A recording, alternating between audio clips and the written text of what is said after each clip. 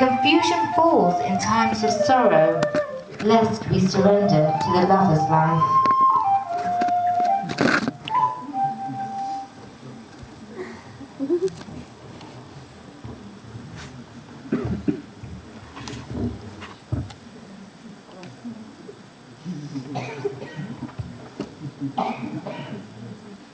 Good morning, Mrs. Sharp.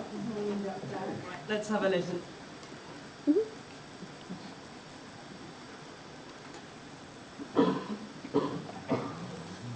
Good, good. Hold it right there. Heartbeat's a little high, but everything else sounds normal. How have you been feeling in general? Really well, considering it's only been the 8th month. No, this little one's not been causing me much trouble at all, except for your particular learning is still there. You know, the other two were so different. And you have been taking your vitamins, I hope. You do know how important it is to keep the iron levels up. You know, Doctor, I've done this twice before. Your mother was still packing some lunchboxes the first time I did this. Don't worry, I know the drill.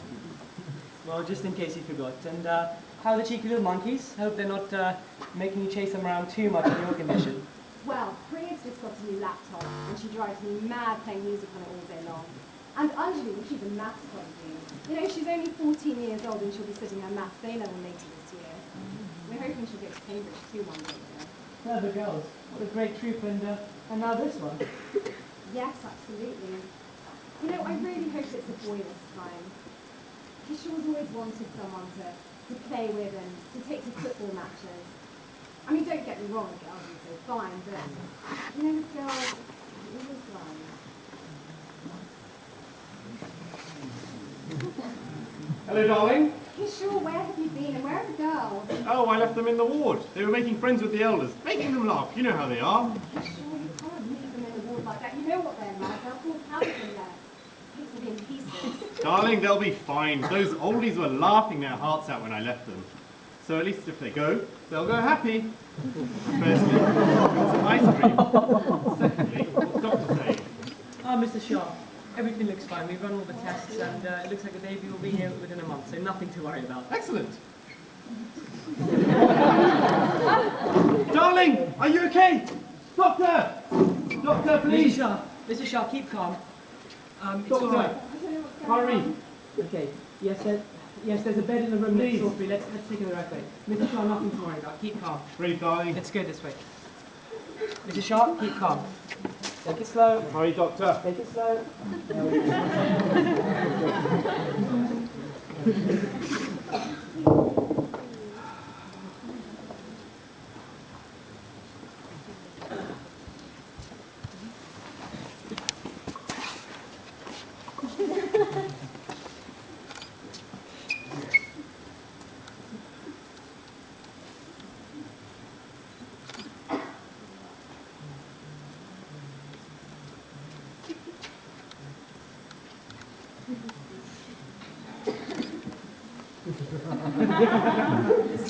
Yes. Your wife is going to labour prematurely. Is everything okay? Is my wife okay? Is the baby okay? I'm sure both mother and baby will be just fine. We promise to keep you updated with any changes. You have to let me go in and see her. She'll need me. Seth, it's much better if you stay here in the waiting room. We can concentrate better. We will keep you updated with any changes. Thank you, nurse. She's fine, Priya. It's just that your little baby brother or sister couldn't wait to see you any longer. Baby loves you so much already.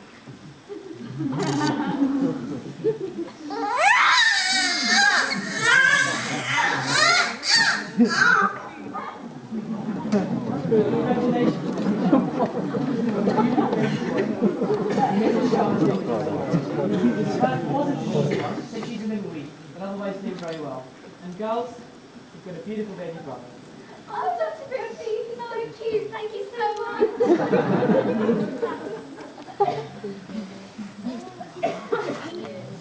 He's really red and wrinkly. Small. He's beautiful. Just perfect. Just like his father.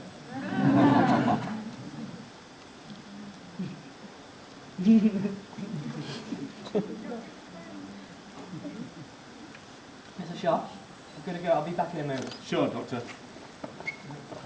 Wow, don't think I could be a doctor. Oh, that's so cool. They save lives and help people get better. Yeah, but they weren't sick people after they grow up.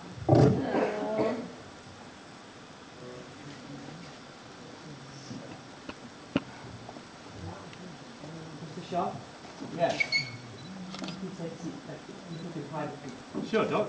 Is everything okay? Mr. Shaw? It's about your wife. Unfortunately, she had a massive internal bleed, and there was nothing we could do. Doc, I don't understand. What are you saying? Mr. Shaw, I'm so sorry. Doc! It was all so sudden. Doc, what are you saying? You mean she's...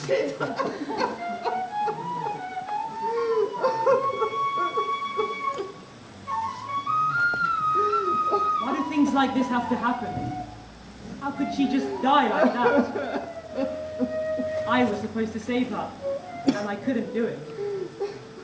And now that husband without his wife, and those children without a mother, it's all my fault.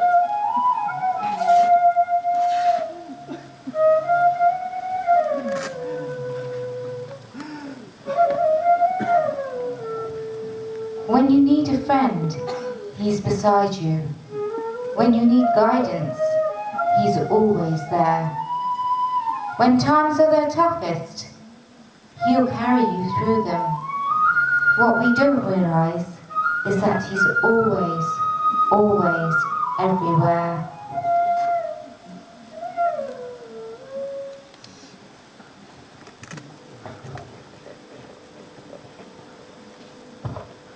Where are we? Isn't this Kurukshetra? Isn't that Lord Krishna and Arjuna? No need to fear. You were distressed. You asked a question with tears. I've come to answer your doubts, just as I answered Arjuna's doubts for all mankind in the divine song of the Bhagavad Gita.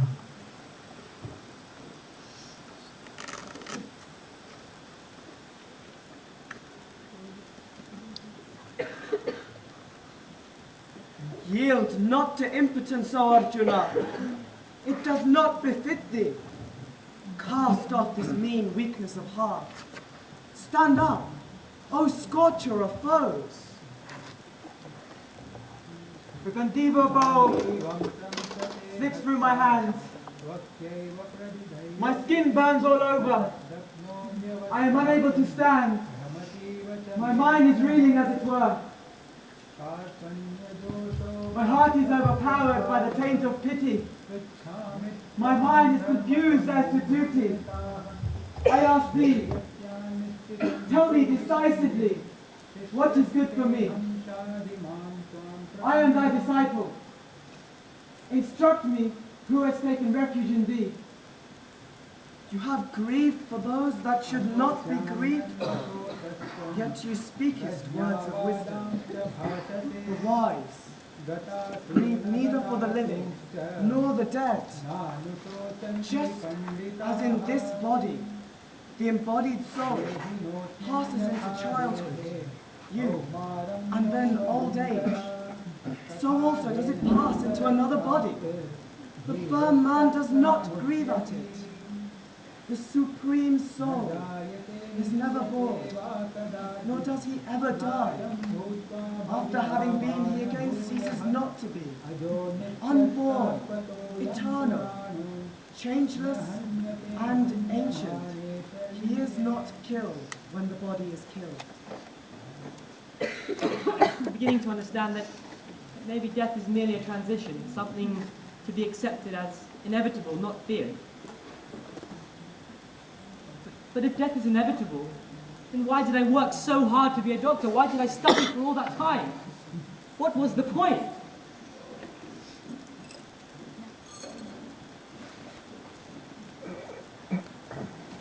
Doctor, this anger, from where does this anger arise? I should have been able to save her. Who says you should have saved her? That's the problem. You feel that saving her life was your responsibility. But Doctor, you must come to understand that there are some things in this world that are not in your control. Tell me, is there anything more you could have done for that woman? Did you commit all of your efforts into saving her life? Yes, I did everything I could. Then you fulfill your duty, your dharma. It's not for you to decide who lives and who dies. That is already decided by the past actions and karmic consequences of each individual. You are just a player in the divine game.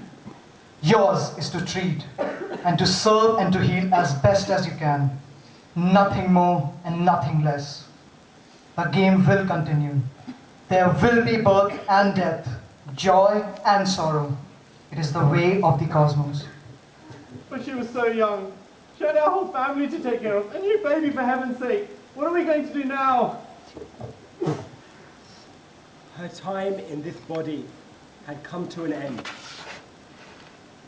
It was not the karma of this child to be raised by a mother. Just as it is your karma to care for this child as both mother and father.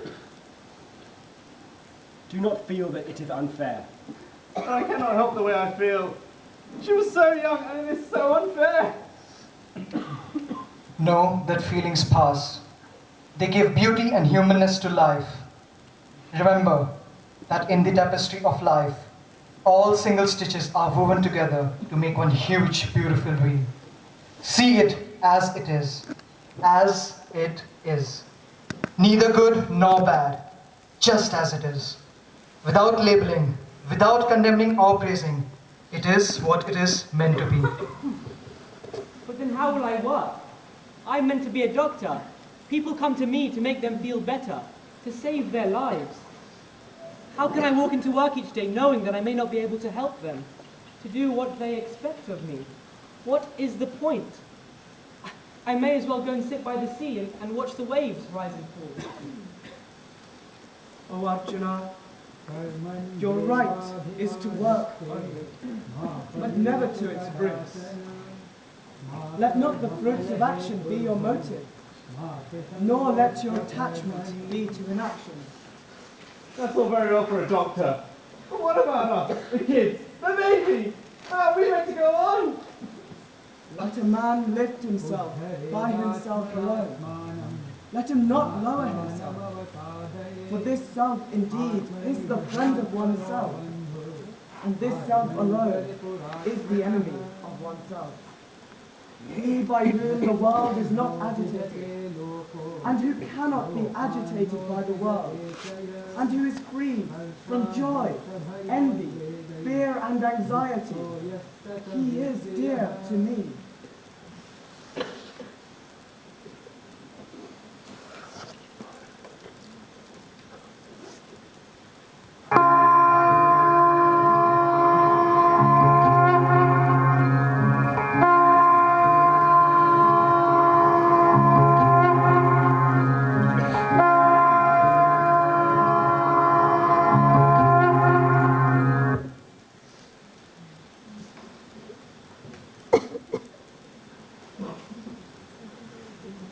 Live your life.